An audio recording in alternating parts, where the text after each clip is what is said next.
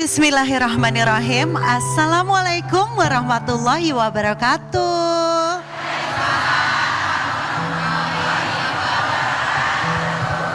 Alhamdulillahirrabbilalamin, kita semua bisa berkumpul di sini dalam keadaan sehat di Masjid Agung Bogor, tentunya di acara kesayangan kita, di mana kalau bukan di kajian hati, tenangkan hatimu. Dan seperti biasa, siapa yang udah kangen dengan Ustadz kesayangan kita, Ustadz Ahilman Fauzi. Assalamualaikum AA.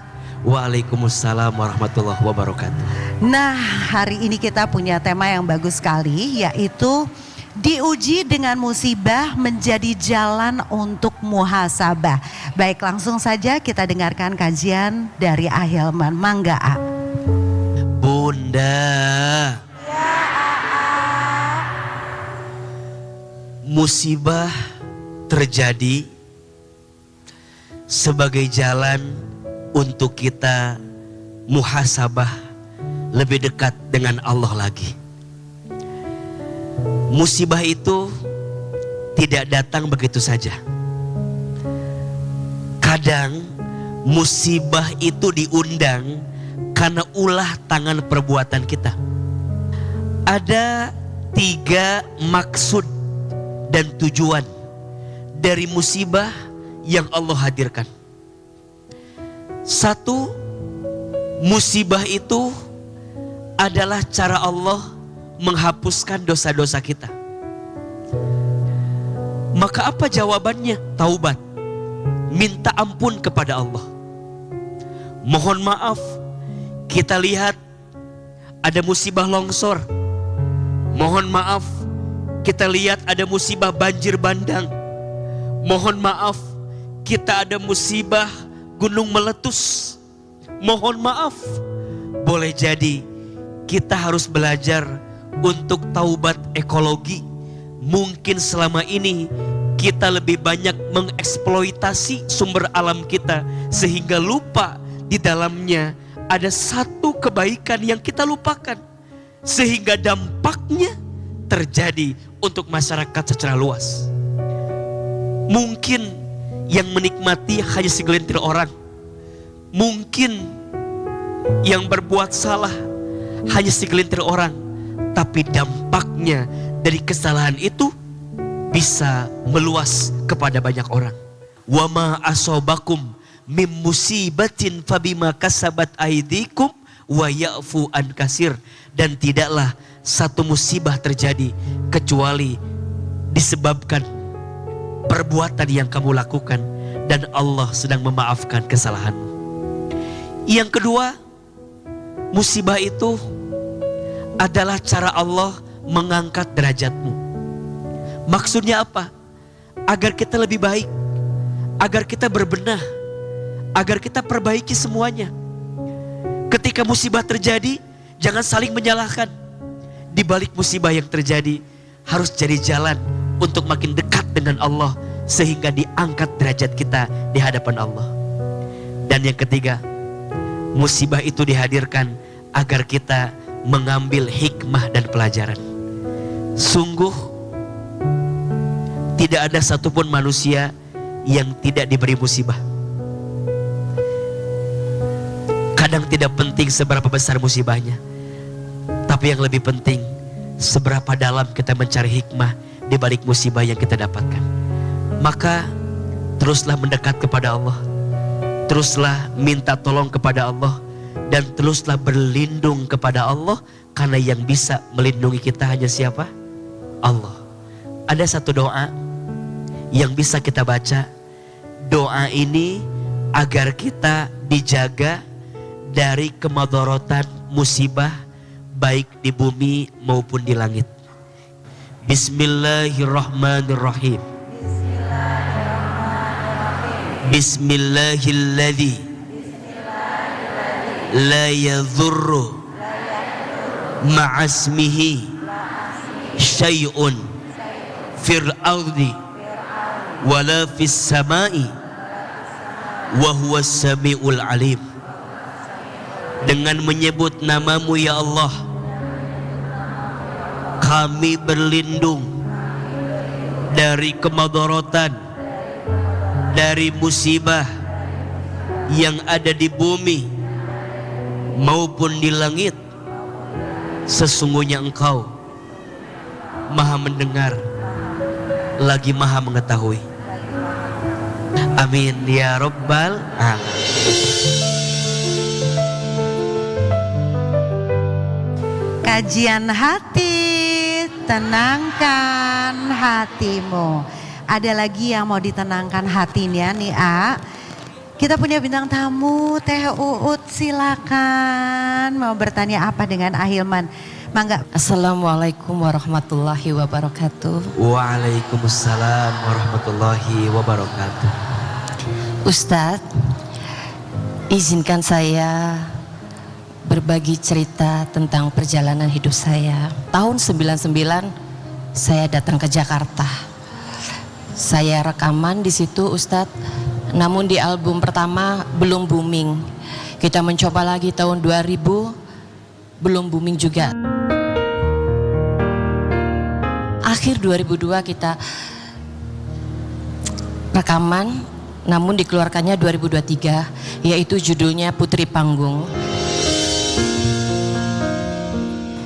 Nah, singkat kata di situ saat saya lagi popularitas lagi di atas di Polda Banten, saya bernyanyi, Ustadz. Ada satu pria ini cuek sekali sama saya, gak mau foto, Ustadz. Saya sempat dongkol.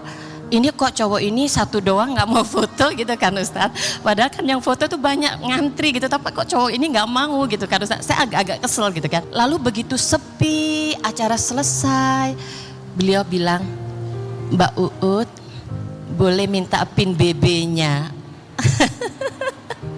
Saya bilang, kok tadi gak mau foto, sekarang minta pin BB. Zamannya pin BB ya waktu itu. Akhirnya saya kasih. 2013 itu beliau mengajak untuk bertemu dengan saya. Saya nggak respect gitu loh, Ustadz. Terus gak lama kemudian beliau suka merhatiin saya ini kan, gitu, suka. Tapi kita itu kayak nggak ada pacaran, Ustadz, kayak ta'arufan. Setelah perkenalan datang ke rumah orang tuanya. Saya ditanya langsung, Ustadz, itu saya benar-benar merinding. Mau sama anak saya yang biasa aja, gajinya tidak besar. Karena kan Uut kan seorang public figure, seorang penyanyi yang kondang. Mama mertua saya berkata begitu. Terus saya bingung, Ustadz, karena saya belum cinta gitu kan. Saya berkata, Ma, saya udah mati bismillah.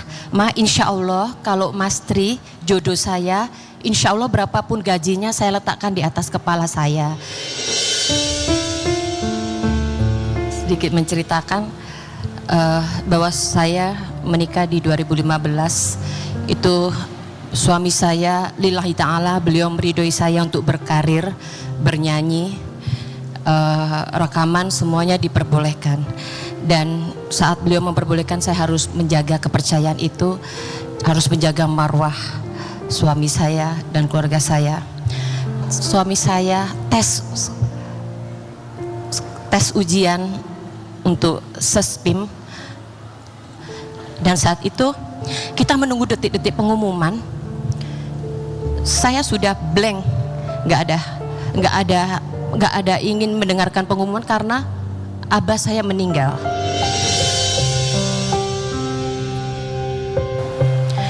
Abah saya setelah sholat subuh, beliau bawa motor pakai baju kokoh. Beliau tertabrak setelah sholat subuh, ditabrak sama seorang pengendara motor kencang sekali. Jadi abah saya masih duduk di motor mau nyebrang, ditabrak langsung abah saya mental.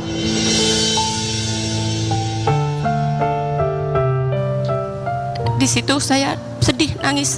Saya sudah tidak ingat lagi tes ujian suami. Saat udah pengumuman, saya setelah menguburkan abah saya tuh, suami saya dinyatakan lolos masuk tes Sespimen. memang tidak mudah, tapi harus berjuang dan yakin. Saya berkata, ya Allah, jika Engkau izinkan, lebih baik abah saya diparingi panjang umur. Saya nggak apa-apa suami saya ditunda, nggak tes dulu gitu. Saya yang bisa menikah dengan suami saya karena abah saya, Ustadz, yang meyakinkan saya. Beliau yang berkata, ini jodohmu, ini imam terbaikmu, nanti kalau papi nggak ada, beliau yang akan membimbing kamu gitu.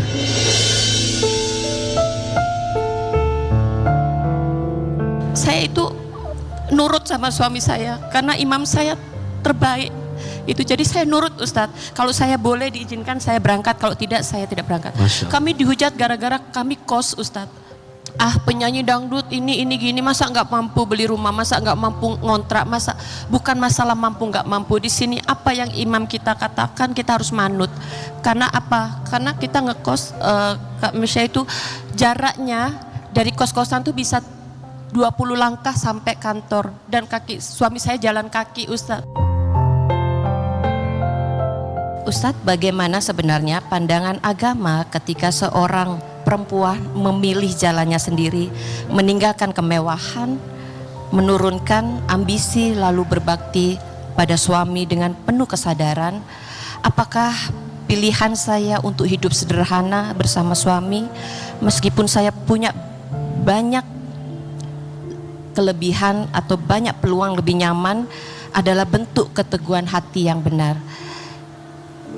Terima kasih, Ustadz. Bunda, pertama Ahilman mengucapkan banyak terima kasih Mbak Uut sudah hadir di kajian hati. Ini satu kebahagiaan bagi kami. Semoga Mbak Uut Allah jaga dalam kebaikan dan rumah tangga senantiasa sakinah, mawaddah, warohmah. Yang kedua, bicara tentang rumah tangga. Bunda, kita tentu ingin rumah tangga kita bahagia, betul? Dan bahagia itu tidak harus mewah, bahagia itu tidak harus mahal, tapi bahagia itu bisa jadi berangkat dari kesederhanaan. Dan ingat ya, bukan berarti yang sederhana itu tidak romantis. Dan bukan berarti juga yang mewah romantis, belum tentu. Kalau yang sederhana berangkat dari hati, tulus karena Allah, maka disitulah kita bisa menemukan kebaikan daripada kesederhanaan. Dan kuncinya satu, belajar bersyukur dengan apa yang Allah hadirkan di rumah tangga. Banyak orang yang tidak bahagia bukan karena kurang rezekinya, tapi kurang syukurnya. Setuju? Dan di antara sebab kenapa kita kurang bersyukur, karena biasanya suka membandingkan hidup dengan orang lain. Jadi cinta sejati itu adalah dia yang bisa menerima kita. Dan Mbak Uut sudah membuktikan. Beliau populer, beliau terkenal, dan mohon izin, mungkin dulu beliau harus menerima perwira polisi yang mungkin gajinya belum seberapa, mohon maaf, belum jadi apa-apa. Tapi percayalah, kadang suami yang baik itu di sampingnya ditemani oleh istri yang baik. Setuju? Kalau suami itu setelah menikah jadi lebih baik, berarti istrinya sukses. Tapi kalau suami itu setelah menikah tumbuh tidak menemukan kebaikan, siapa yang tidak baik? Boleh jadi istrinya tidak membersamai dengan kebaikan, atau juga mungkin suaminya lupa bersyukur kepada istrinya. Karena saya percaya di balik suami yang hebat pasti ada kebiasaan suami yang royal sama istrinya. Dan jangan pernah takut berbuat baik sama istri. Karena suami yang sayang sama istri, Allah akan sayangi hidupnya. Tapi Bunda jangan lupa, boleh jadi suami Bunda tidak menemukan kebaikan karena kurang solehnya Bunda menjadi seorang istri. Pada akhirnya suami dan istri itu adalah ketersalingan yang tidak bisa dipisahkan. Betul? Mohon maaf, banyak rumah tangga yang hancur karena ingin terlihat ada, ingin terlihat punya, padahal tidak punya. Betul tidak? Hati-hati dengan penyakit GENGSI. Itu penyakit yang bikin hati kotor.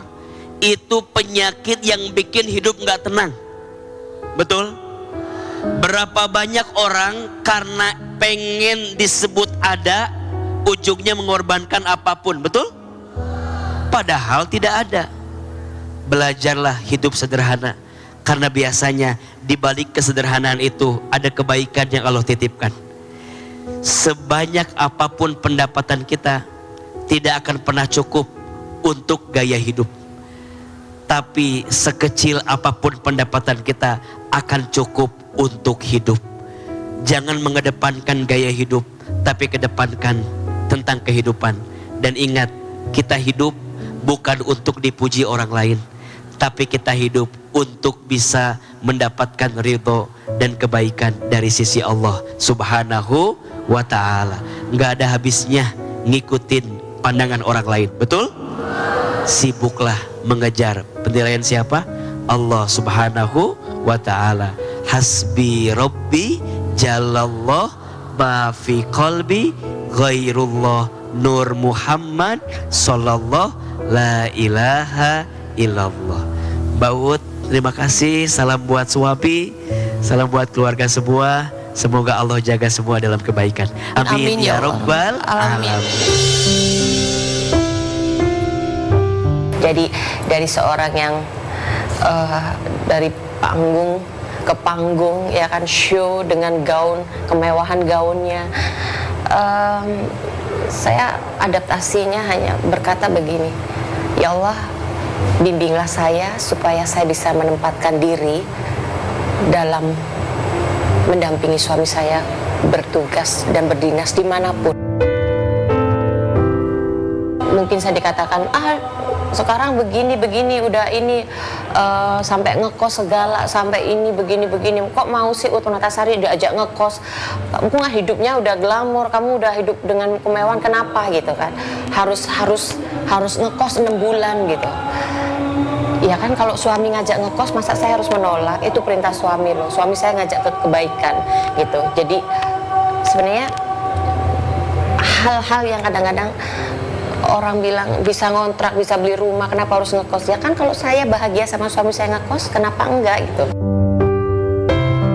Dan saya benar-benar separuh nyawa saya adalah buat suami saya. Saya akan terus berdoa untuk beliau, tapi saya bilang jangan pernah doakan saya, karena kalau engkau mendoakan saya, ya aku tidak akan bisa menemanimu. Setelah mengikuti kajian hati, ini adalah suatu program yang sangat mulia sekali, yang menyejukkan hati, dan ini buat saya adalah pelajaran, dan kita terus belajar dalam hidup untuk kita mengambil hikmahnya agar kita menjadi hamba yang selalu bersyukur dan menjadi hamba yang lebih baik dan qanaah.